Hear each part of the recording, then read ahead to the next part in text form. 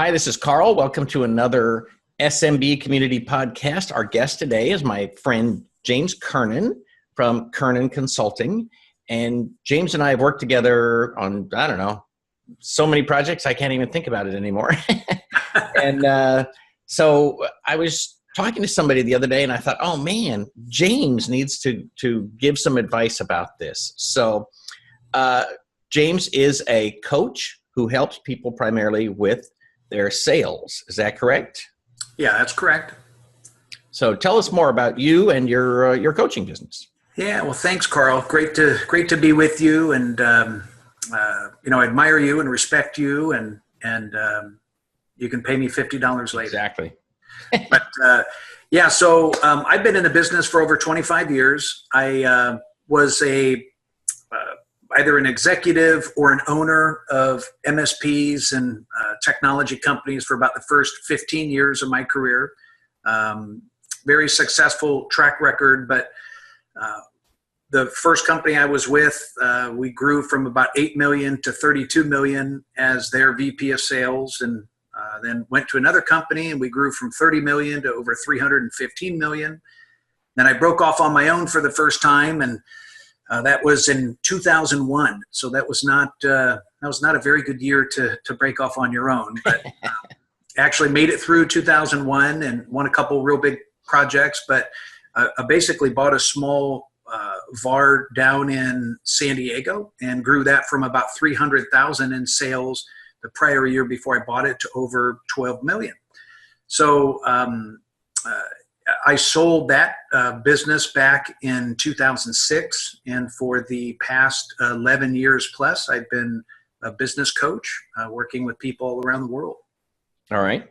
Now, sales is one of the hardest things for people in this industry. I mean, universally, if I were to ask people, what's your biggest challenge? A huge chunk of them would say sales, getting new clients, trying to figure out how to get this thing moving, because some people are very proud. Oh, well, we only do word of mouth and we've grown to blah, blah, blah through word of mouth and so forth and so on. But there's just a point at which you've done what you can do. Mm-hmm. And people in this industry, in every industry, it's not unique to IT, but small businesses, they want to do what they want to do. They want to fix stuff. They want to make things. They want to solve people's problems. And the idea of getting your arms around the ever-changing sales frontier is just nearly impossible. So how do you help people? I mean, you don't do their sales for them. Yeah, it's I think there's a handful of things that I do right in the very beginning to help them. And yeah,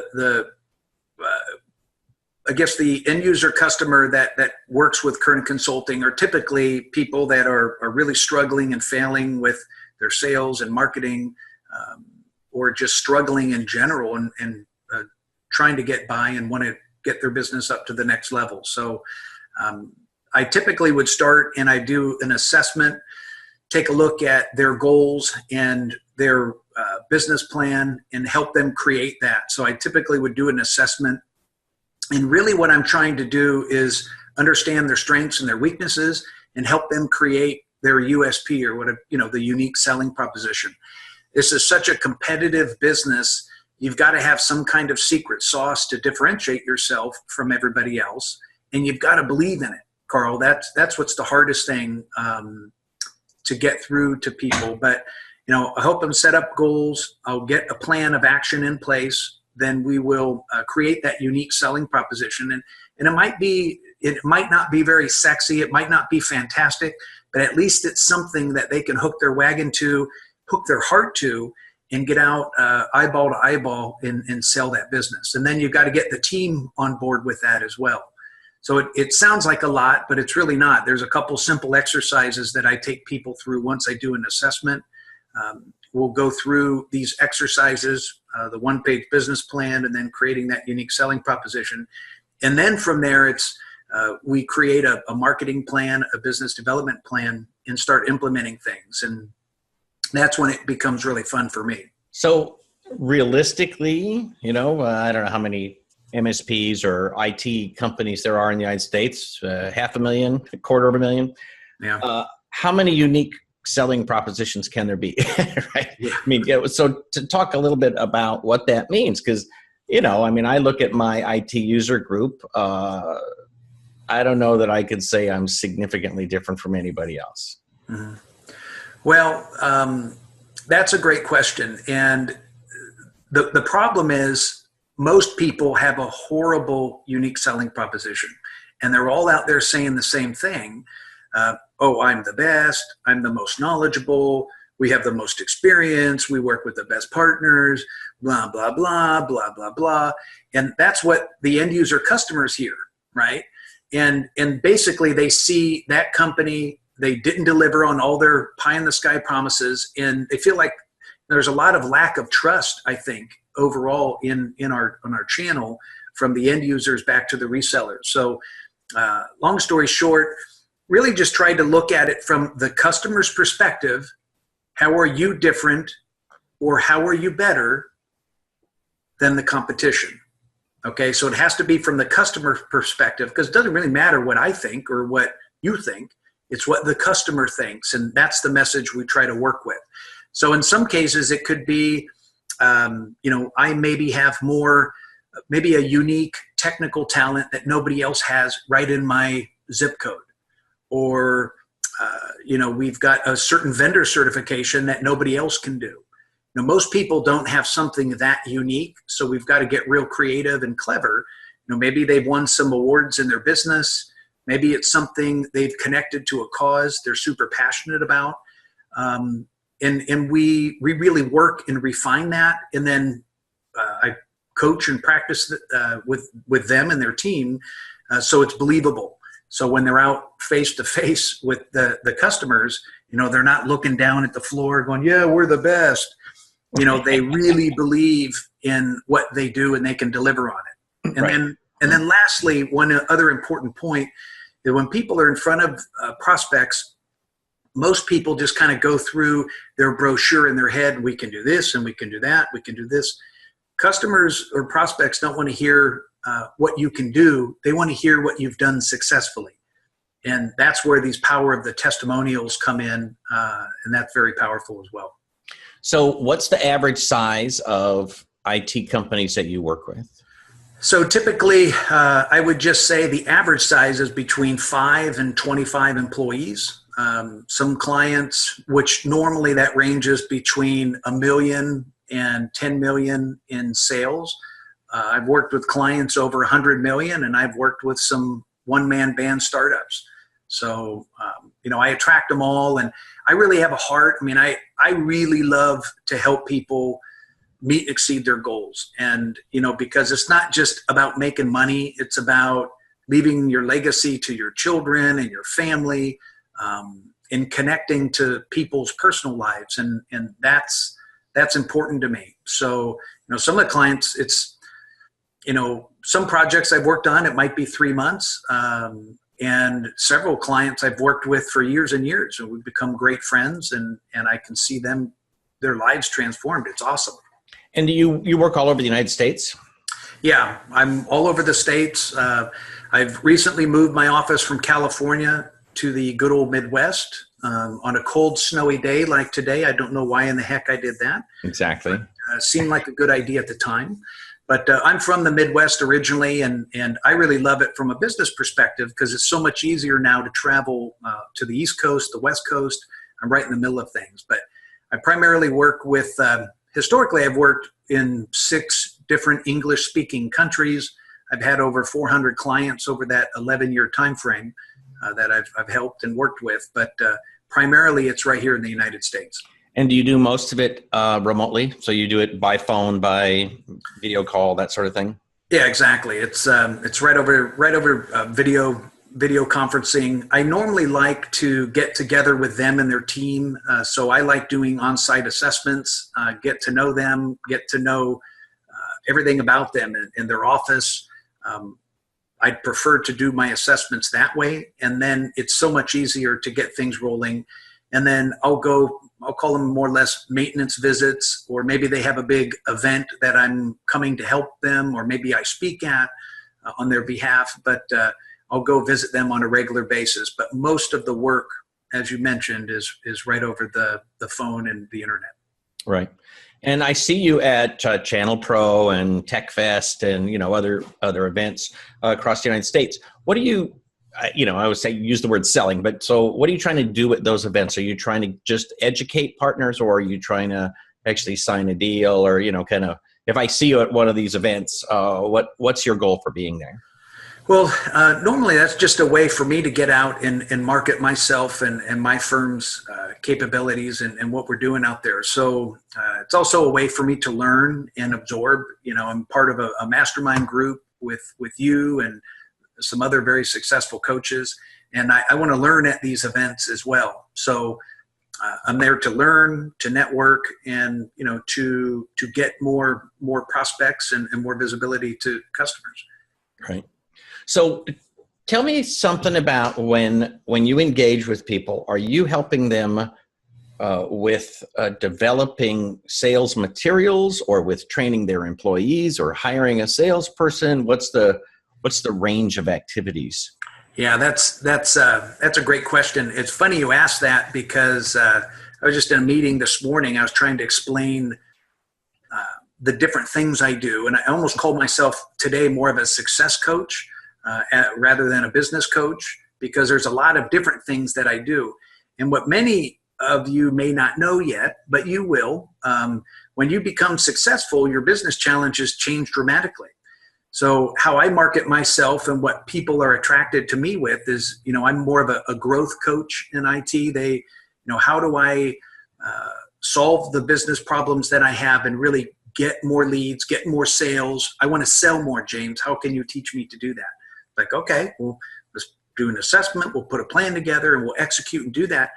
But Carl, as you know, when you do that, your challenges change. You might have personnel issues. You might have commission issues. Scalability issues. Maybe don't have the right tools in place. Maybe you're not holding the team accountable. So that assessment that I do in the very beginning really is a general business assessment that kind of goes through 10 key core areas of your business. And the 10th one is as you as a professional, as the person, the CEO that I'm working with. Because I want to get to know everything about them, because I can predict the challenges and problems that people have as you start selling more. And that's, again, why a lot of my engagements are ongoing, because folks want to stay connected to that knowledge and get help through those as well. Right. Well, it's interesting. I've had people that I've coached where they said, okay, so, you have this experience up to this level, but we want to go from, say, 1 million to 5 million. Mm-hmm. We know that all the challenges are going to be different at 5 than they are at 1, but we just need to successfully, get our feet on the ground at 1 so that we can go to 2, 3, 4, 5. But they already know at that point that the ground is shifting underneath them as they go. Yeah, and that's what's fun. It's interesting. You've had a very successful track record too, and I've been fortunate and blessed in that regard. I was involved in some startups. The one company I bought, the previous year in sales was about 300,000 in sales, and we grew that to over 12 million. And how long did that take? And then I've been with some enterprise clients as well, where I had or companies that I was part owner in. I had 140 people reporting underneath me and 18 offices, and we had over 300 million in sales. So those are very different dynamics, and it's fun for me as a success coach or a growth coach, to work with people through these different levels. And it's fun to watch that transform. So how long did it take to go from 300,000 to 12 million? We actually did that in 3 years. So that's where that slogan or that program came from, the 36-month millionaire, that I partnered back with Robin Robbins about a decade ago. I was going to say way back. Yeah, a long time ago. But yeah, that was a lot of fun. That was shortly after I sold my business in 2006. Robin and I talked one time, and she twisted my arm virtually and asked me to come speak at an event in Las Vegas to her Genius League group at the time. It was about 30 successful business owners. And I just kind of walked through, hey, here are the 10 things that I did when I started this business. And, started with the business plan and created the go-to-market plan. And I walked through all 10 steps to my exit plan, and people were really interested in that. And then we created that 36-month millionaire telecoaching program, and that was widely successful. And I owe a lot of credit to her for that. That was great because she marketed that in her community, but that really launched the coaching for me. Very cool. So how do people engage with you? So you can either see me at an event and we can get to know each other there, or you could reach out to me directly on my website. It's kernanconsulting.com, or you could just call toll-free number. It's 888-VAR-COACH. So 888-VAR-COACH. And I will, I'm not, the unique thing about me is I'm going to work with you personally. I'm not going to hand you off to another coach or another person in the team. I'll work with folks so that I'm going to pick up the phone. It's not going to be someone else. Right. So, well, I always tell people I never answer the phone. So when you ask me for my phone number, I'm like, I can give it to you. It won't do you any good, but. Yeah, that was an awkward moment there for a minute. I was like, why doesn't Carl want to give me his number? But I get it now. I get it. Anybody can have my number, right? That's not a problem. It's just, I just don't want you to have the false expectation that I'm actually going to answer the phone. So I know better. I'll email you. Exactly. So this all started, to be honest, this interview, because I got an email from somebody who was literally starting out. They said, I've been trying to do this IT consulting thing for about 6 months, and I'm trying to hire a salesperson. And I gave them some advice, and I want to sort of spell that out and then have you see what you think about that, because I thought of you immediately, right? The advice I gave him is, don't hire a salesperson. You don't have any money. You don't have any clients. You don't even know who you are. What you need to do is be the technician and the salesperson. And you really need to do that for a while. I think your first hire should be an administrative assistant who can take lots of work off of your hands. And then once you get big enough, hire a technician, part-time if you can, but full-time if you need to. And that way you have more time for you to sell more billable labor and to do more sales. And basically, I told them, you may not want to hear this, but I think that until you have significant revenue, like close to $1 million, I think you should just plan on doing all the sales yourself before you even consider hiring a salesperson. And the reason is very simple. To pay a salesperson, say they want to make between 50 and 100,000, they have to sell between 500 and $1 million. And so until you're ready to take on an extra $1 million in services that you can deliver, you're in no position to have somebody out there selling your stuff. Right. Yeah.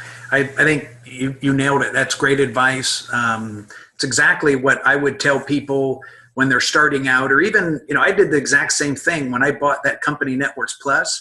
We actually had 3 employees at the time. It was the previous CEO who ran the books and was very strong technically. And then there were 2 engineers. So that was the team that I acquired.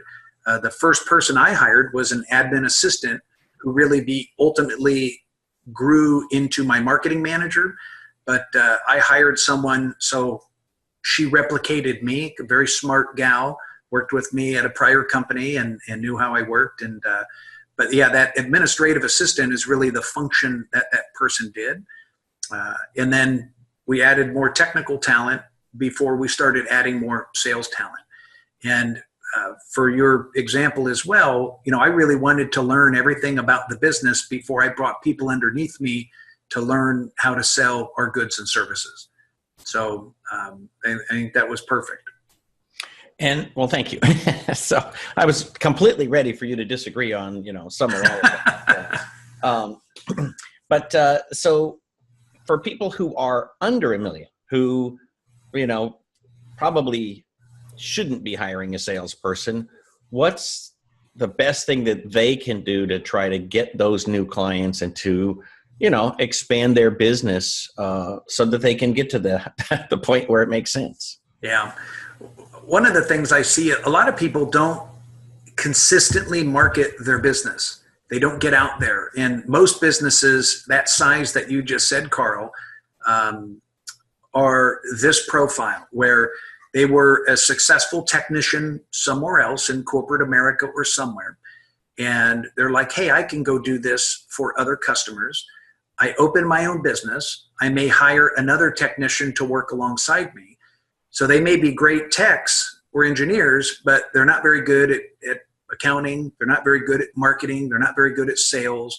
And frankly, they hate those things.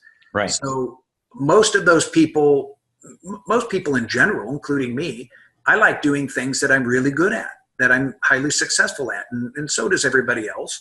So they would naturally, that person that I was explaining would naturally migrate to doing more technical duties, right? And working with clients, and they would avoid like the plague sales and marketing.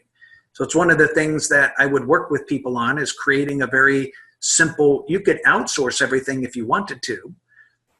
And there's so many different ways through social media and online. You can do very inexpensive or free marketing. So those are things that we typically would start with. So in case in point, when I was at Networks Plus, nobody really knew who we were. We were a little company in San Diego. You know, we were known for goldmine. Remember the goldmine tool? So that was your USP, was you were gold mine specialists. Yeah, we were gold mine specialists. We were the only, gold dealer in San Diego County at that time. So, every customer that I would go visit, oh, you're the gold mine guys, And what I was doing was adding expertise in offerings around the sale and support and training of gold mine. We'd do network support, and we had hardware and software sales. And then things really migrated from there. We did a lot of staffing and security, managed services, and that's really how we grew the business. But I had to get out. I didn't have a choice. If I wanted to grow the business, and my goal actually was I wanted to grow to 22 million over that 5-year time frame. But we started with that. But in order to grow quickly like this, we really need to get the word out. So I created a plan.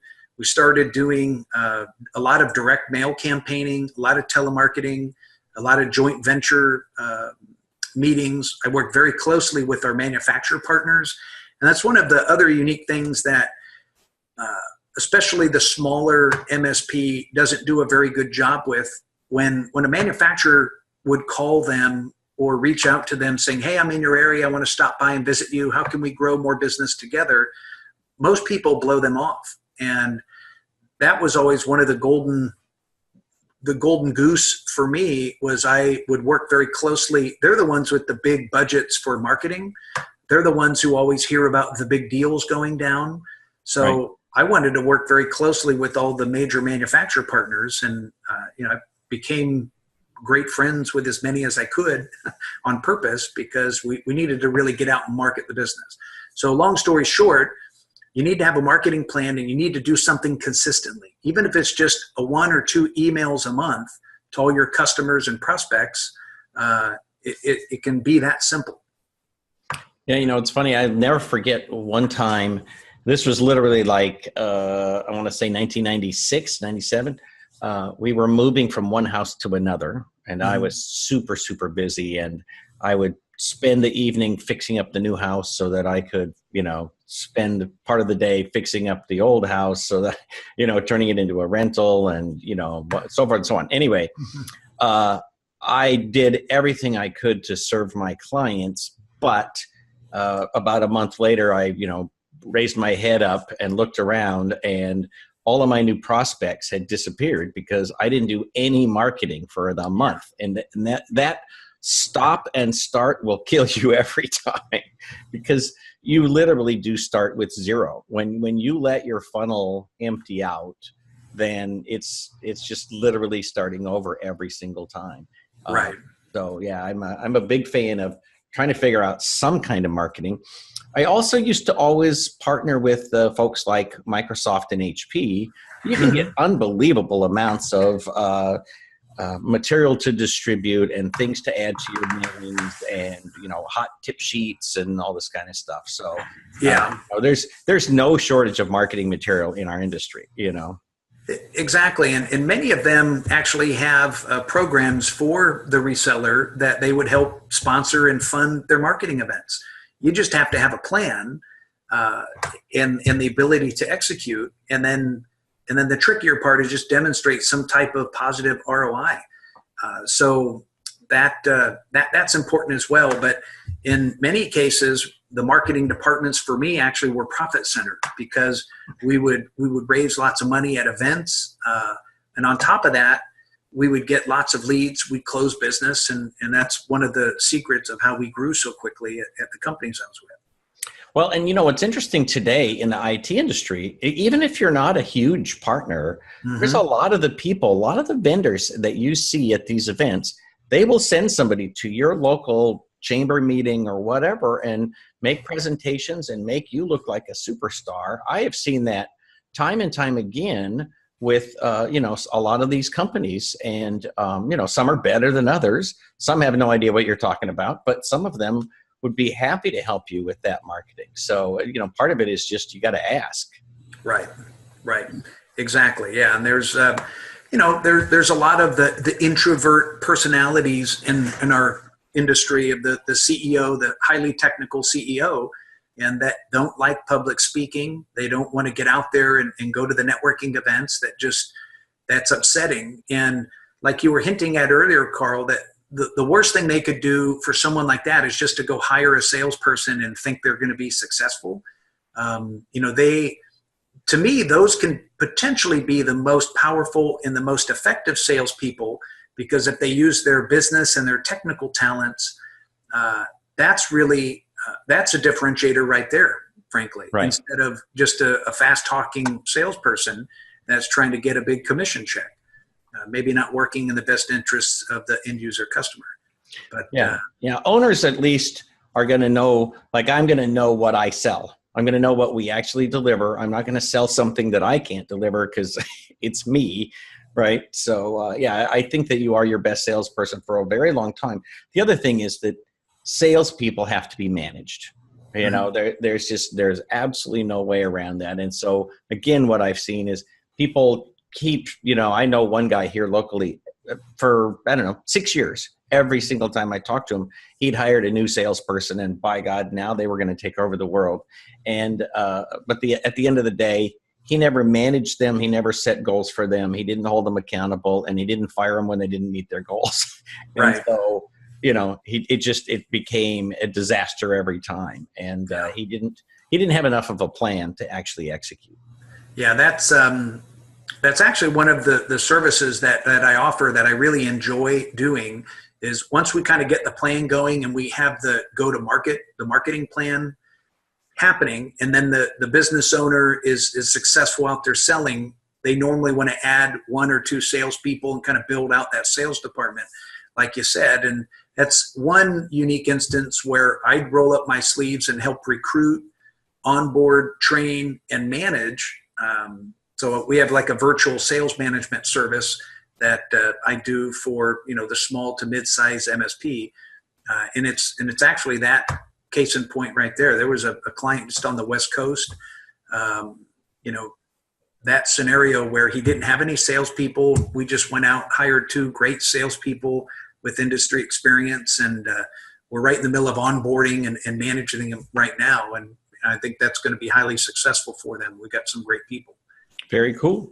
All right. Well, we're essentially out of time. So why don't you give us your spiel? Tell me, who on this call should contact you, and who do you want to engage with? Sure. Well, I love doing what I'm doing. I've got a big heart. I've been blessed and living the American dream by all the success that I've had in the industry. And I really enjoy working with small business owners that are struggling. So if you're a struggling business owner, you need help with your sales and marketing or personnel challenges, let me work with you. I'm happy to do a free strategy session over the phone to see if I'm a fit and if you're a fit for what we have to offer. So reach out, give me a call, and then we'll kind of take it from there, because I'm not a fit for everybody. And again, I work with great coaches around the country that I'm happy to refer folks to. Again, if I'm not a fit, but normally the clients that I work with are someone who's stuck and they want to get on the growth path, and they need help with their sales and marketing. So that's really where we start. Very good. Well, thank you, sir. I appreciate your time today. James Kernan from Kernan Consulting. Great. Thanks, Carl.